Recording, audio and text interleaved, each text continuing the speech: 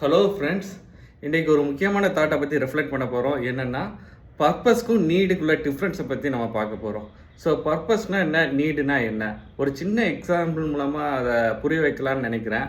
So ஒரு line, சிங்கம் மானை வேட்டையாட போகுது. ஓகே, ஸோ சிங்கம் மானை துரத்திட்டு போகுது.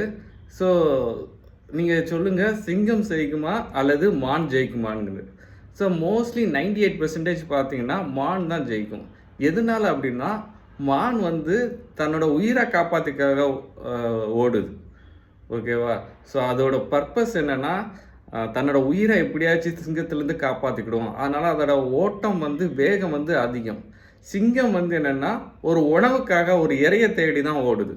ஸோ இந்த மான் இல்லைன்னா இன்னொரு மான் ஆப்ஷன் இருக்குது. ஆனால் மானுக்கு அப்படி இல்லை. இந்த உயிரை விட்டால், இந்த வாழ்க்கையை விட்டால் வேறு வாழ்க்கை கிடையாது. அதனால் மேக்ஸிமம் என்னென்னா மான் தான் அதிகமாக ஜெயிக்கும். ஏன்னா அது தன் உயிரை தேடி, அதோட பர்பஸ் அதோட உயிர். இதோட உணவு சிங்கத்தோட நீடு. ஸோ நீடாக பர்பஸான்னு பார்த்தீங்கன்னா எப்போவுமே பர்பஸ் தான் அதிகமாக ஜெயிக்கிற சான்ஸ் இருக்குது.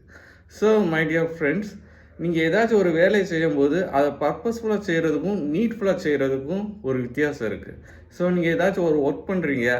ஸோ ஒர்க் நீட்ஃபுல்லாக இருந்துச்சுன்னா நீங்கள் இன்க்ரிமெண்ட்டுக்காண்டியும் அல்லது கேரியர் க்ரோத்துக்காண்டியும் அந்த ரிலேட்டடாக தான் ஒர்க் பண்ணுவீங்க. இதே உங்கள் பர்பஸ்ஃபுல்லாக இருந்துச்சுன்னா அது ஒரு விஷன் ரிலேட்டடாக இருக்கும்.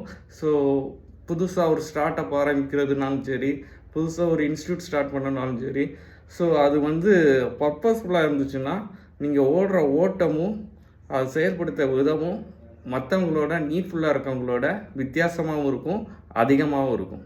ஸோ ஃபஸ்ட்டு உங்களோட பர்பஸ் என்னன்னு கண்டுபிடிங்க. ஸோ அந்த பர்பஸ்க்கு ஏற்ற மாதிரிக்கில் உங்களோட ஸ்ட்ராட்டஜியும் உங்களோட வேகத்தையும் இன்க்ரீஸ் பண்ணுங்கள். I wish you all the best. Have a nice day. Be purposeful. Thank you.